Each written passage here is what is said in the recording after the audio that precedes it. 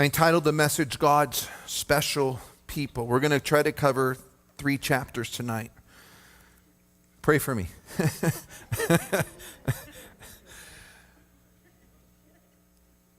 God had made a promise to Abraham 400 years earlier that he would have descendants, as many as the stars in the sky, as many as the sand on the seashore.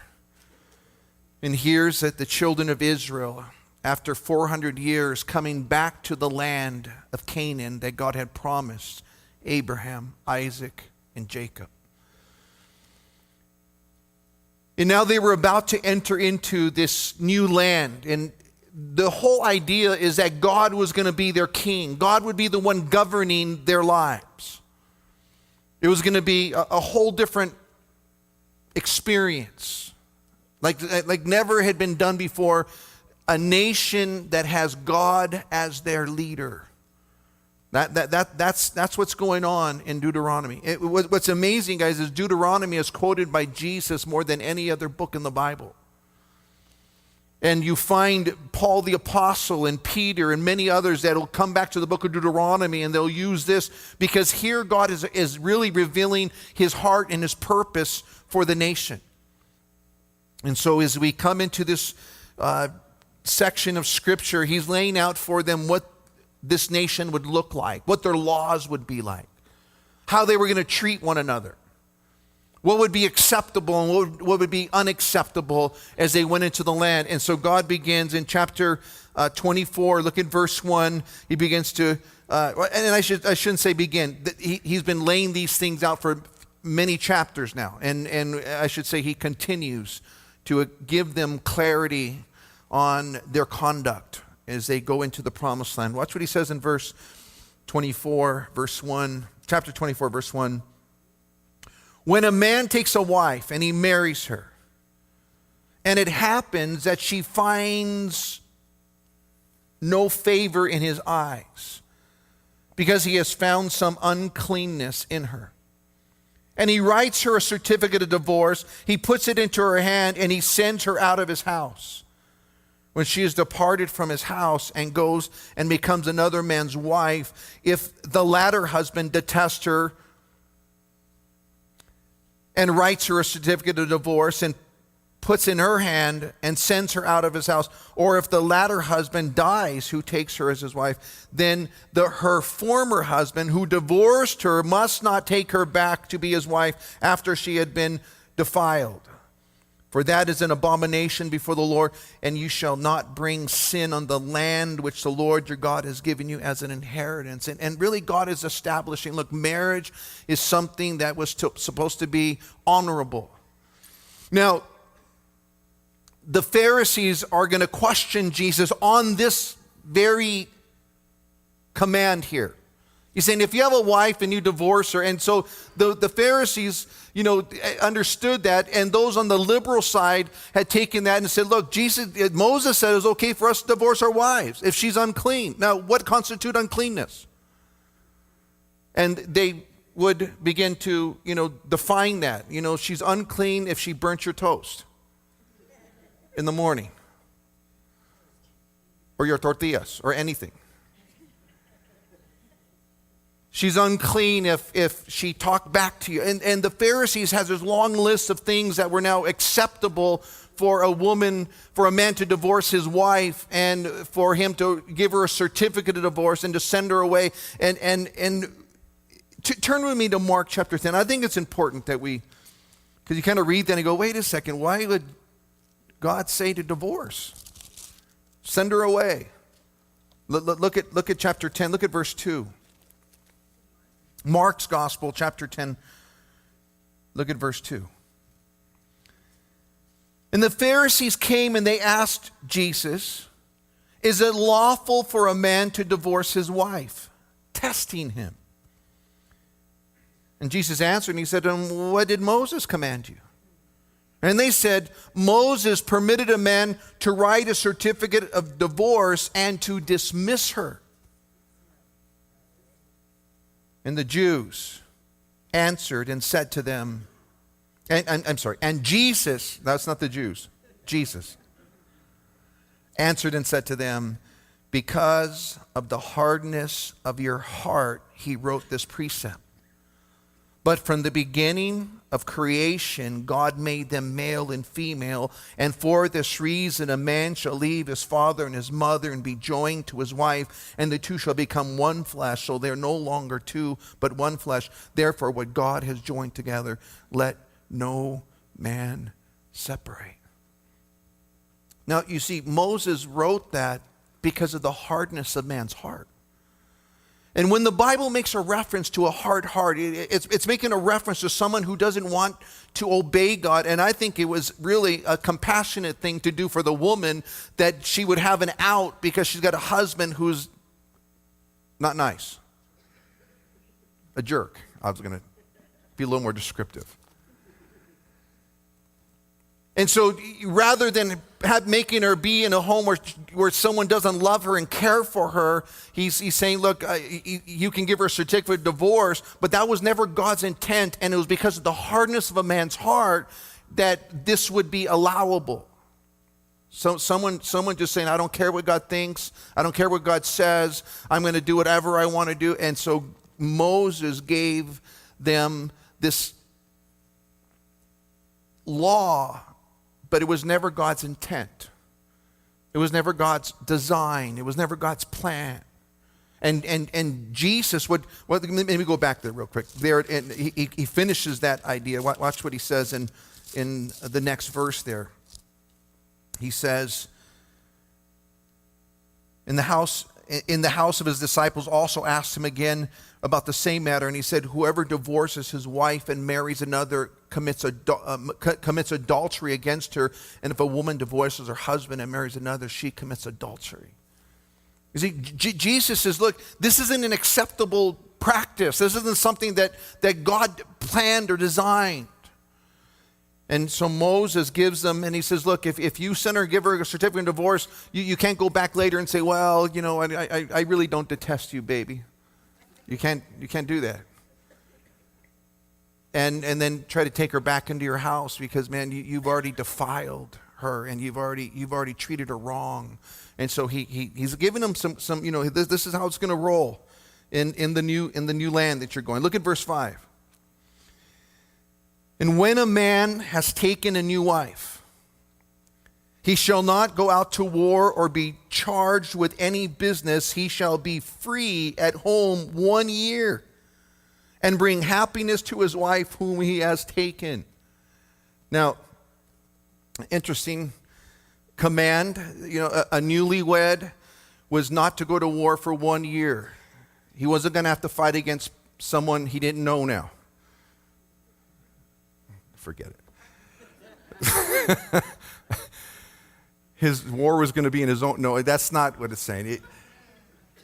What he is saying is that, look, this couple's going to have an opportunity to get to know one another. They're not going to be in the middle of a battle so that the husband dies at war and the wife's left a widow within the first year. And many believe that the reason for this law was because it was a disgrace not to carry on your family name. We'll see that coming up in chapter 25.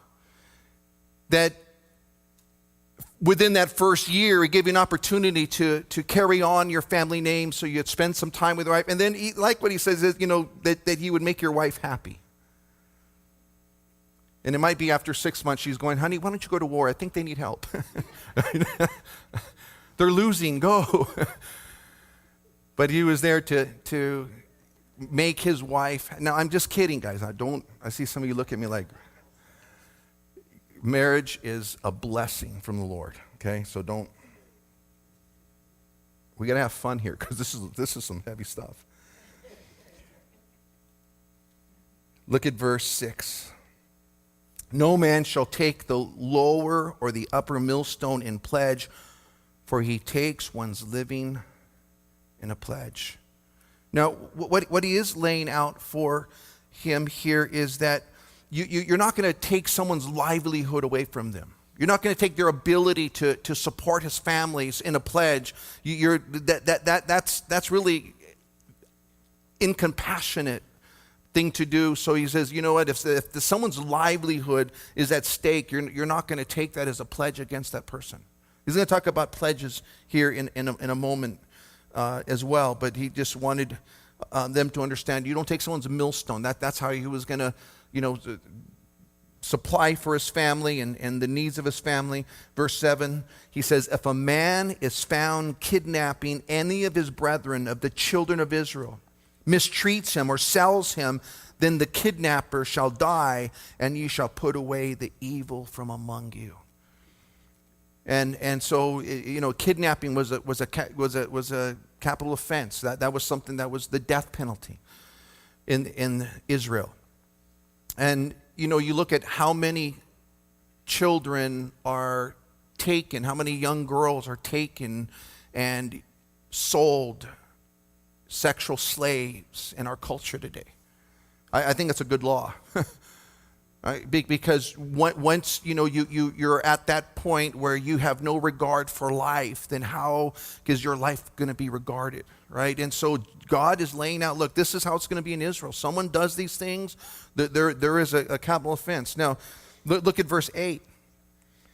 Take heed in an outbreak of leprosy that you carefully observe and do according to all that the priests, the Levites, shall teach you, just as I commanded them, so you shall be careful to do. Remember that the Lord your God did to Miriam on the way when you came out of Egypt. Now, Miriam contracted leprosy because of a rebellion against Moses, and that was Moses' sister. And because she was rebelling against the leadership that God had established in Israel, God had brought a leprosy upon her life.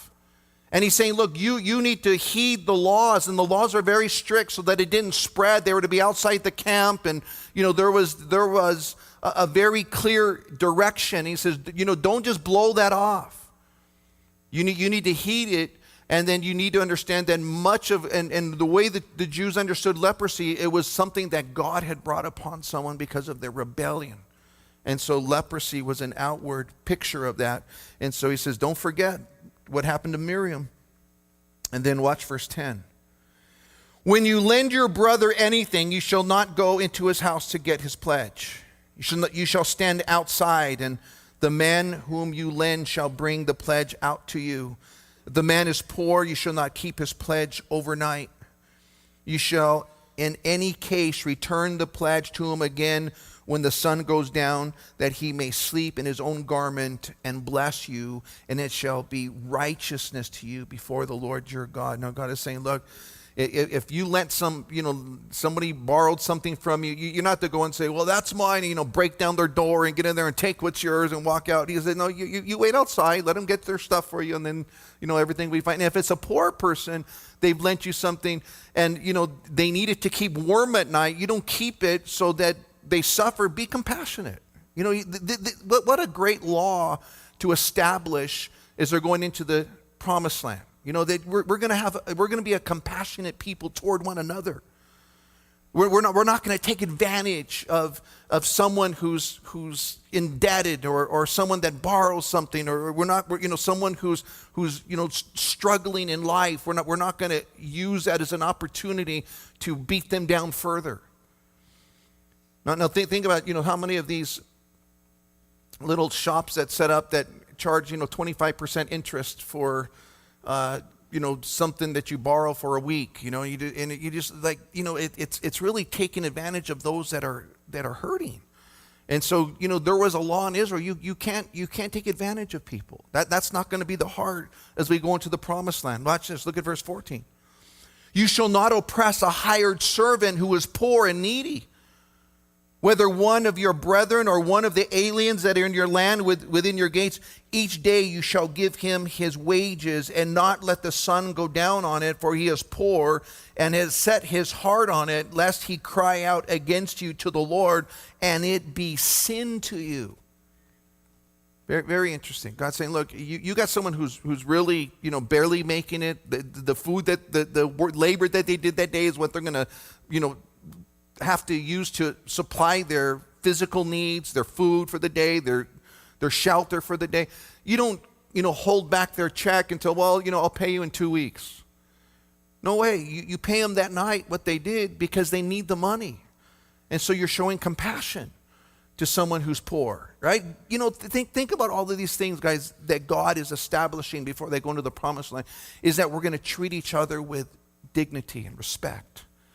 We're going to treat each other with the utmost concern and care. And if we had a culture that treated each other like that, can you imagine what a different culture we would be in? If we really took into consideration our brother and their needs and, you know, just really had that kind of a heart rather than just, you know, what benefits me or whether it's an inconvenience to me. God's saying, look, these are the things that are going to make Israel what I desire it to be. And so God has given them instructions on how this works. Look at verse 16. I love this.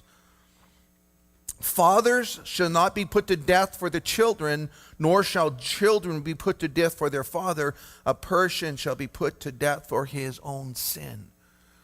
Now, I think that's an important one because, you know, what God's establishing is that everyone's accountable for their own actions. The son not for the father, or the father not for the son, that everyone's going to be held accountable. Now, I think, you know, in our day, I've heard many Christians who talk about generational curses and that somehow that because of what my grandma was a witch and now I'm being, you know, suffering as a result of what grandma did, you know, 80 years ago. And that's not biblical. Ezekiel chapter 18 takes a whole chapter just to explain, look, you're not going to continue to blame your situation on what mom and dad did. You be accountable for what you did. And so he's laying out for them, look, that's not how it's going to operate. The son's not going to pay the price for his father or father for his son. Now, there's consequences. If your dad's an alcoholic and you grew up in an alcoholic home and you got the tendency to go and do the things that you know growing up, there's a consequence for those actions that get passed down to the next generation. But it's not God's judgment upon that next generation because of what dad did or because of what mom did. Now it's your choices that are bringing the consequences upon you. Now, and he wants that to be clear as they go into the land. Look at verse 17. You shall not pervert justice,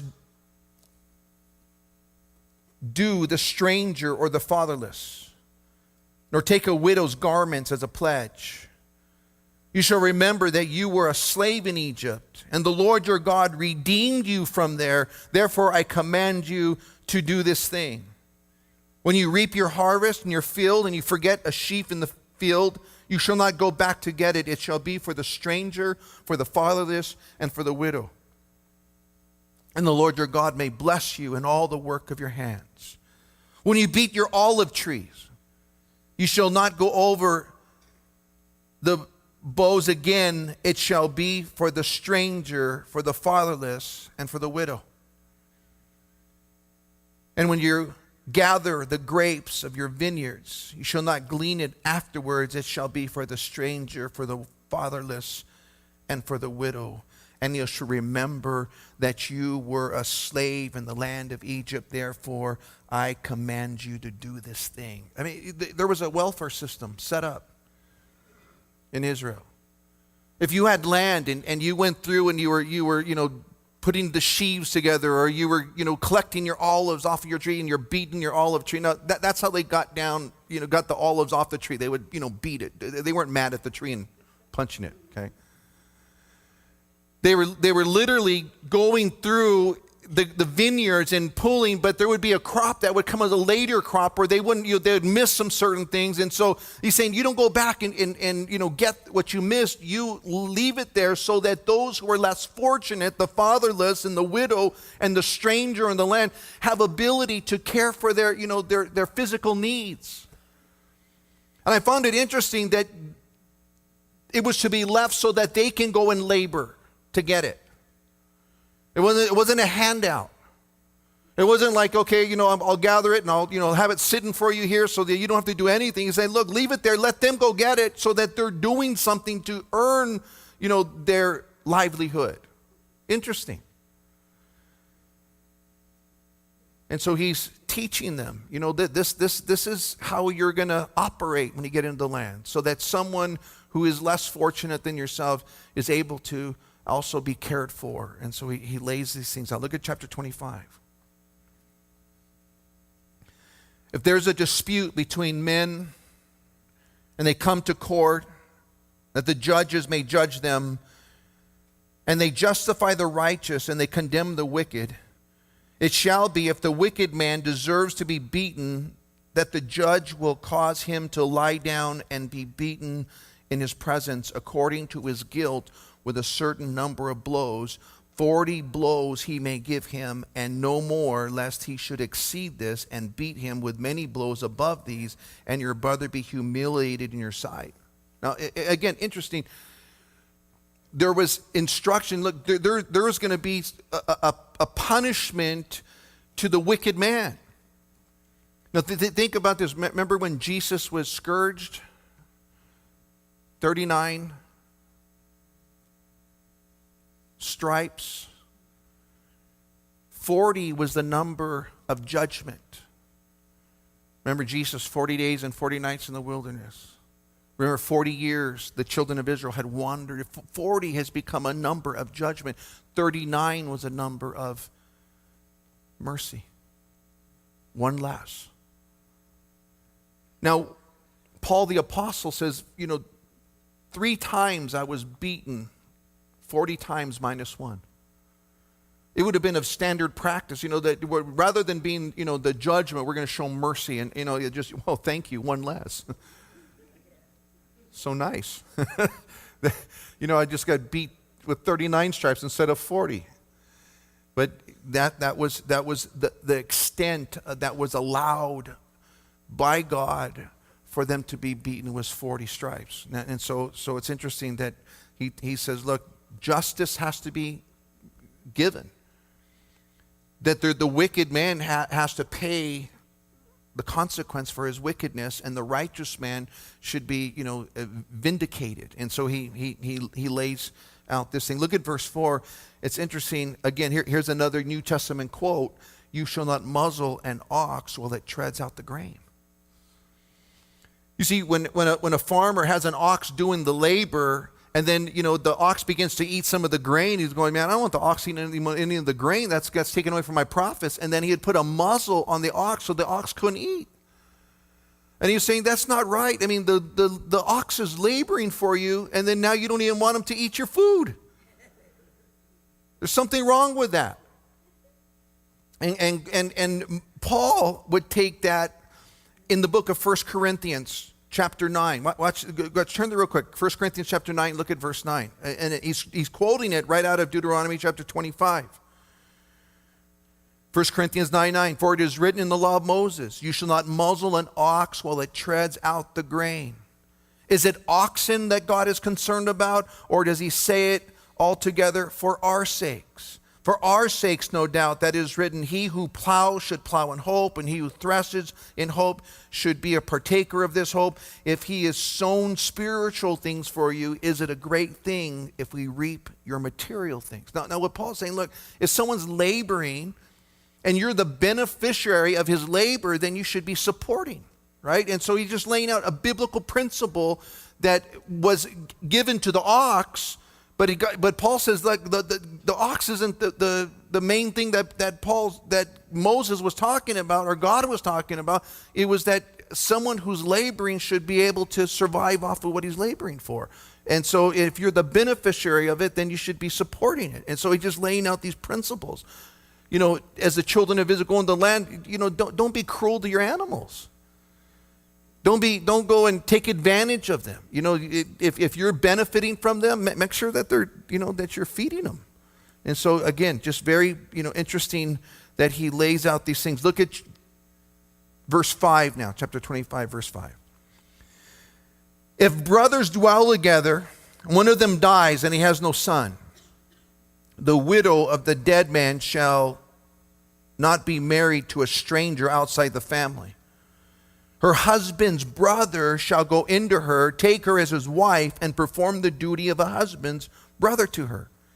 It shall be that the firstborn son shall bear, what she bears will succeed to the name of his dead brother. his name shall not be blotted out of Israel. If the man does not want to take his brother's wife, then lets his brother's wife go to the gate to the elders and say, my husband's brother refuses to raise up a name to his brother in Israel.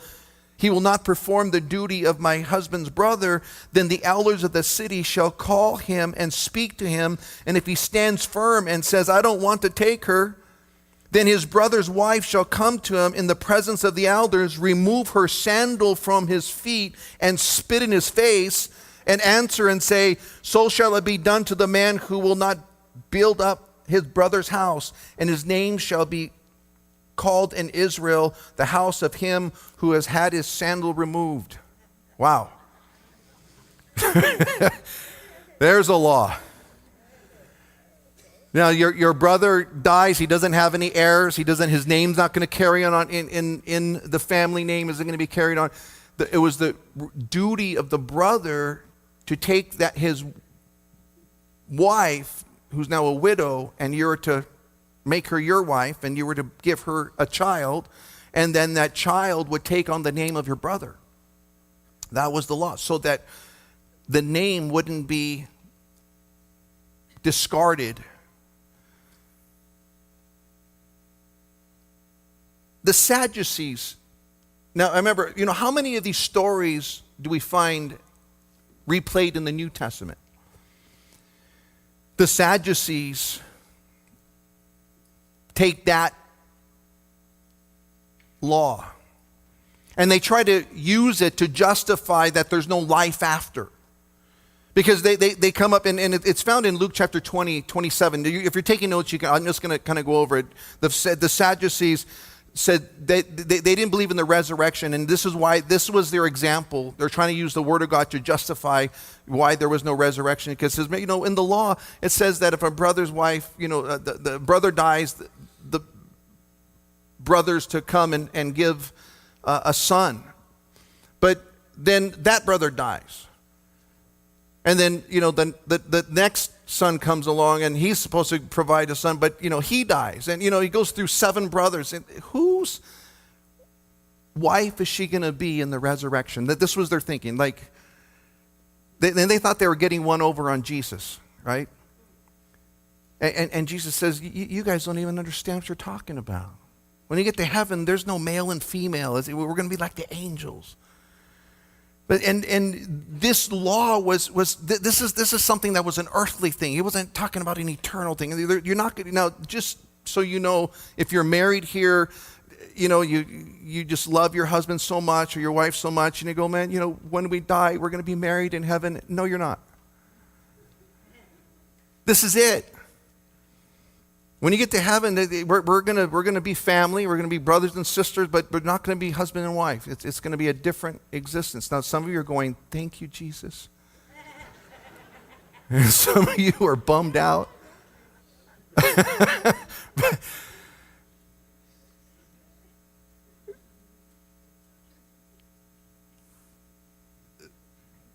That scenario that the Sadducees gave, you have 7 brothers all died by the same woman, right? You kind of like, dude, after the 3rd one, you kind of like, you know what, spit in my face and hit me with your shoe. Right? That woman can't cook, or something's going on, or, right? Jesus clarifies that, guys, what we're dealing with here isn't going to be what we're dealing with when we get there, right? But it's interesting that, this brother that doesn't want to take his brother's wife, I don't know why. Because, that's pretty humiliating. She's going to come in, give you a big, get your shoe, and, right? And from there forth, you're going to be known as the guy who had his shoe removed. In all of Israel, right? That's the guy with the shoe removed. I mean, it was a humiliating thing. And so it was just better to marry her and give her a child. Okay. Here's one I wish we could skip. Verse 11. If 2 men are fighting together, and the wife of one draws near to rescue her husband from the hand of the one attacking him, and puts out her hand and seizes him by his genitals.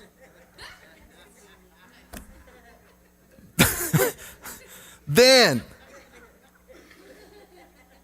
you shall cut off her hand, and your eye shall not pity her. You shall not have in your bag. Okay, wait, let me just stop. I was going to go right past it. I don't get it. I don't know. I'm not going to go there. It has everything to do with him be able to reproduce. Okay, so just if your wife's going to come into your rescue, honey, hit him over the head with a 2x4. Don't go there, because then you won't be able to do dishes anymore or anything. Just you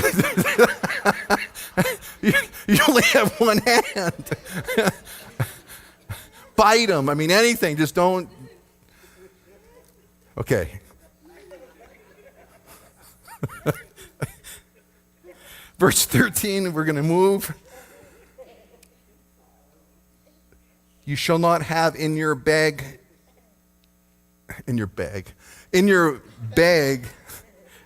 different weights, a heavy and a light. Really everything would be weighed by scales, and you kind of put on the scale a 1 pound weight, and then you're weighing out, something that you're selling and should weigh 1 pound. But then if you have a lighter weight, you kind of I can rip off this guy and because look, don't be devious in your business dealings. Don't have 2 different weights for 2 different purposes to try to rip off people and have one weight. Verse 14. You shall not have in your house differing measures, a large and a small. Same concept. You shall have a perfect and a just weight, a perfect and a just measure, that your days may be lengthened in the land which the Lord your God has given you. For all you who do such things, all who behave unrighteously, are an abomination to the Lord your God. Now God is saying you need to have integrity in your business dealings. You need to have an integrity on what you sell and what you buy. Everything needs to be on the up and up. And I think there's just a principle, guys, for us, even in our day, in our culture, that what our yes is yes and our no is no, that when people are dealing with us as Christians, that they know that they're not going to get slighted or ripped off, but that we're dealing with integrity in what we do. Taxes are coming up. Integrity. Right? You're doing what's right. And so that your name isn't blemished by being someone who's not acting righteously. But also, think about this. God honors those who do righteously. And so, it really should be the motivation. And I want God's blessing on my life. I want to live a life there between me and God that everything is on the up and up, right? So he's just laying these things out clear. Verse 17. Remember what Amalek did to you on the way as you were coming out of Egypt. How he met you on the way and attacked your rear ranks, all of the stragglers at your rear when you were tired and weary, and he did not fear God. Therefore it shall be when the Lord your God has given you rest from your enemies all around in the land which the Lord your God is giving you to possess as an inheritance, that you will blot out the remembrance of Amalek from under heaven. You shall not forget. Now God took serious those who had come against Israel. Remember what he had told Abraham, I'll bless those who bless you and I'll curse those who curse you. And God is telling the children of Israel, look, this is still going to be the consequence for Amalek. You're not to just kind of pretend it never happened. You deal with Amalek because he rebelled against God. And so he lays out for them. Chapter 26, verse 1. You guys messed me all up with that earlier verse. Okay. It shall be when you come into the land which the Lord your God has given you as an inheritance, and you possess it and you dwell in it, that you shall take some of the first of the produce of the ground, which you shall bring from your land that the Lord your God has given you, and put it in a basket and go to the place where the Lord your God chooses to make his name abide. You shall go to the one who is the priest in those days and say to him, I declare today to the Lord your God that I have come to the country which the Lord swore to our fathers to give us. And the priest shall take the basket out of your hand and set it down before the altar of the Lord your God. And it shall answer and say before the Lord your God, my father was a Syrian, about to perish, and he went down to Egypt. And he dwelt there, few in number, and there he became a nation, great, mighty, and populous. But the Egyptian mistreated us, afflicted us, and laid hard bondage on us. And we cried out to the Lord, God of our fathers, and the Lord heard our voice and looked on our affliction and our labor and our oppression. So the Lord brought us out of Egypt with a mighty hand and with an outstretched arm, with great terror, with signs and wonders. He has brought us to this place, and he has given us this land, a land flowing with milk and honey. And now, behold, I have brought the first fruits of the land which you, O Lord, have given me. Then you shall set it before the Lord your God and worship before the Lord your God. So you shall rejoice in every good thing which the Lord your God has given to you and your house, and you and the Levites and the stranger who is among you. And when you have finished laying aside all the tithe of your increase of the third year, the year of tithing, and have given it to the Levites, the stranger, the fatherless, and the widows, so that they may eat within your gates and be filled. Then you shall say before the Lord your God, I have removed the holy tithe from my house, and have given them to the Levites, the strangers, the fatherless, the widow, according to all your commandments which you have commanded me. I have not transgressed your commandments, nor have I forgotten them. I have not eaten of it when in mourning, nor have I removed any of it from unclean use, nor given any of it for the dead. I have obeyed the voice of the Lord my God, and have done according to all that you've commanded me. Look down from your holy habitation from heaven, and bless your people Israel and the land which you have given to us, just as you swore to your fathers, a land flowing with milk and honey. And so, God is instructing them, when you get into the land, remember, I gave you all of it. You didn't earn it. You didn't deserve it. It wasn't something that you obtained on your own. God blessed abundantly. And as a result, you're to give to the Lord your first fruits. You're to give to the Lord your best, the very first that comes in, so that you're acknowledging that God gave it to you. And so he lays out this whole idea. Now, the children of Israel were really bound by the tithe. It was the law. It was a commandment. They had to give a tithe. Now, you go to the New Testament, you don't see the word used. A tithe isn't something that was, forced upon the church. It wasn't some command that if you don't obey the command, you don't have the blessing of God. Now, the Bible talks about being a cheerful giver. And to give is one purposes in his heart. That giving should be something that it's a response to God's grace and God's goodness. It's not something that we're bound like the children of Israel were. It's not the law. It's really the heart that God's concerned about. And we should be giving from the heart. And so God is laying out, for the children of Israel, this is going to be something that was going to be an outward evidence that you actually acknowledge that I'm the one that's given you everything. And for us as Christians, guys, it's not some law, some legalism. It's like, the Pharisees would get, mints, and they'd go, 9 for me, 1 for God, 9 for me, 1 for God. And it was all about keeping some regulation, because in doing so, they thought they made themselves righteous. That's not what makes a man righteous. It's the heart that God's looking at. And do we really acknowledge that God is the one who provides everything for us? He's the one who supplies everything for us. And in doing so, I want to give to him out of the abundance of my heart, not out of some obligation or some law or some rule or regulation. Paul would say in 2 Corinthians chapter 8 and 9, he lays out this whole principle, but really what he says is, look, don't do it out of some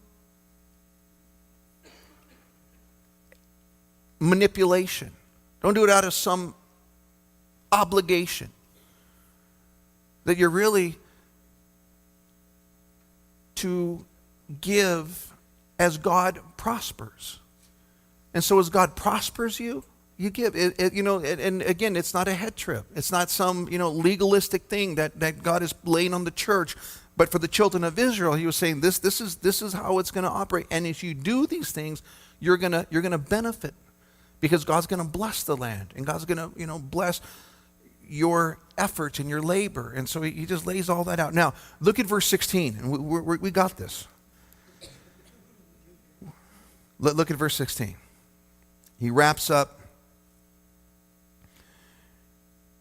a thought here, and he says, this day the Lord your God commands you to observe these statutes and these judgments. Therefore you shall be careful to observe them with all your heart and with all your soul. Now it's interesting that God isn't just talking about law and rule. He comes back here and he says, look, this is a heart thing.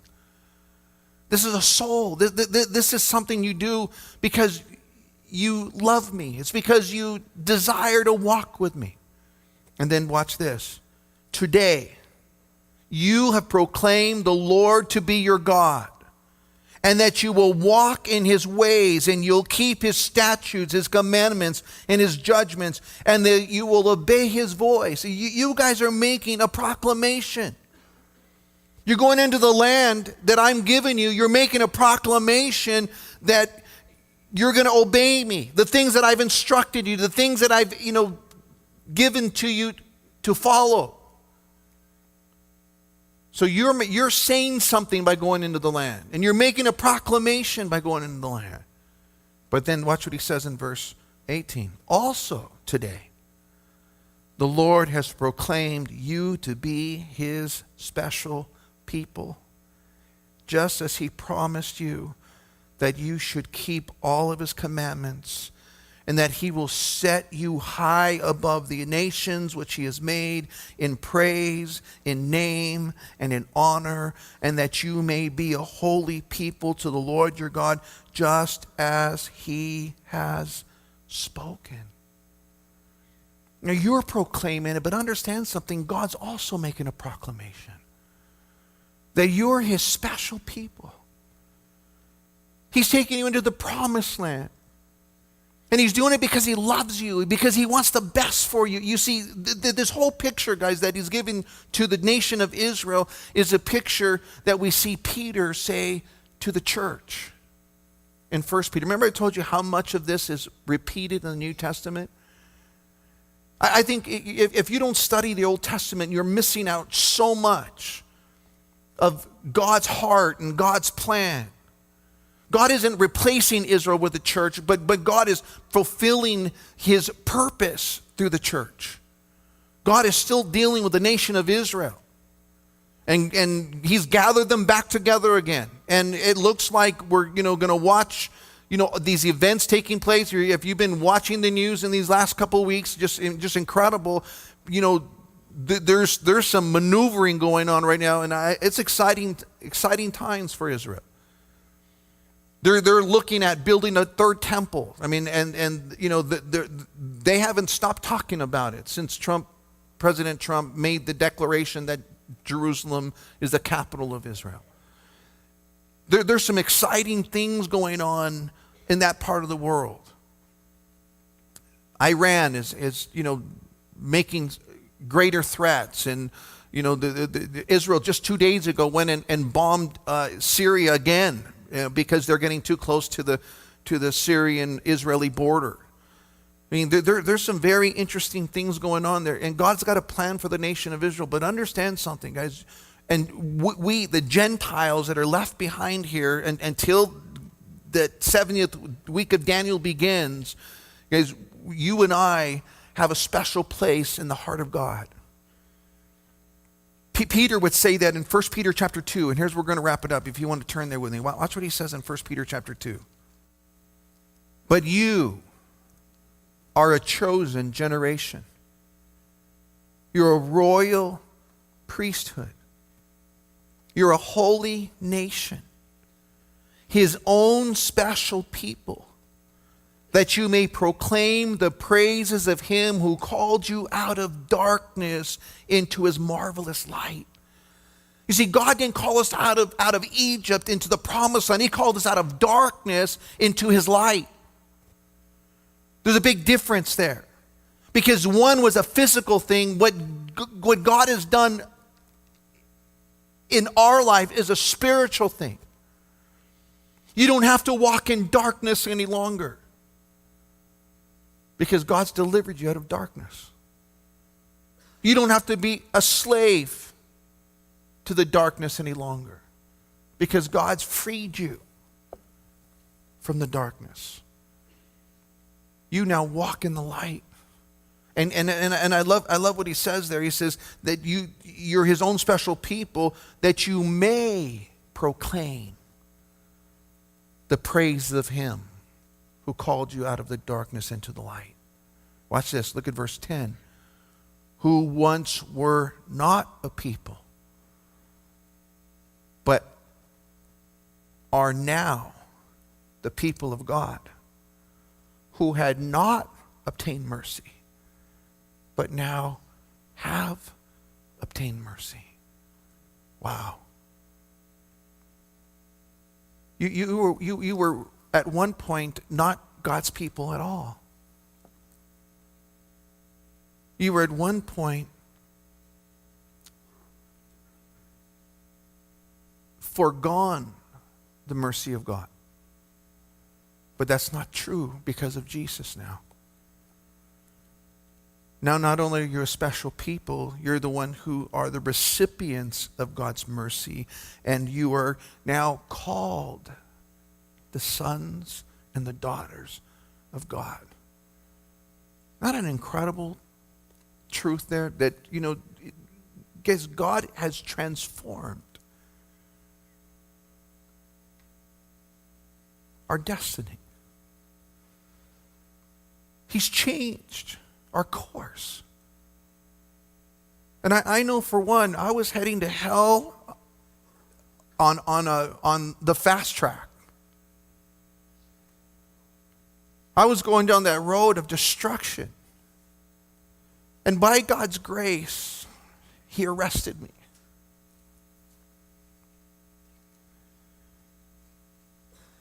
And he calls me his own special people now. It's an incredible transformation that has taken place in my life, and I know in many of your lives. That you were once living in darkness, drugs and alcohol, immoral, sexually deviant, just living your life for whatever gratified you for the moment, and then God comes in and he shines that light, man, and all of a sudden you're like, man, God, I'm sorry. And I want to live my life for you now. And God does that in every generation, because God loves you. And his greatest desire is that you become his son or his daughter. That you become one who's in fellowship with him, in a relationship with him. That's what his desire for the nation of Israel was, but they wouldn't stop rebelling against him. And by the time we get to the end of Joshua, and we'll be heading into Joshua shortly, and you get to the book of Judges, you find out they just kept going back to God and then going back to the world and going back to God and going back to the world. And God's only desires is that they would have been those who would obey his statutes and listen to his commandments and followed his ways so that he could bless them. And it's the very same thing that God desires for us today. That we would just come surrendered and submitted and say, God, I don't want to live my life for me anymore. I want to live my life for you. And I want your blessings on my life. I want you to guide me and direct me, my home, my marriage, my family, my kids. I want your blessings. And I want to now live a life in surrender and obedience to you rather than in rebellion and disobedience to you. And it's incredible. I think, man, the book of Deuteronomy just lays out so much. I mean, so many incredible principles that God had for the nation of Israel that are repeated for the church. And if we would just heed the lessons, if we would just take to heart, man, you know what, I want to be one who abandons my will and my ideas and my thoughts and the way the world thinks. I want to live my life according to what God says and what God thinks, because he's the one who's the king. And one day our king is coming back, and he is going to establish a kingdom where there's no more rebellion, no more sin, no more death. No, I mean, it's going to be a glorious kingdom. And hopefully, you and I will be part of that kingdom.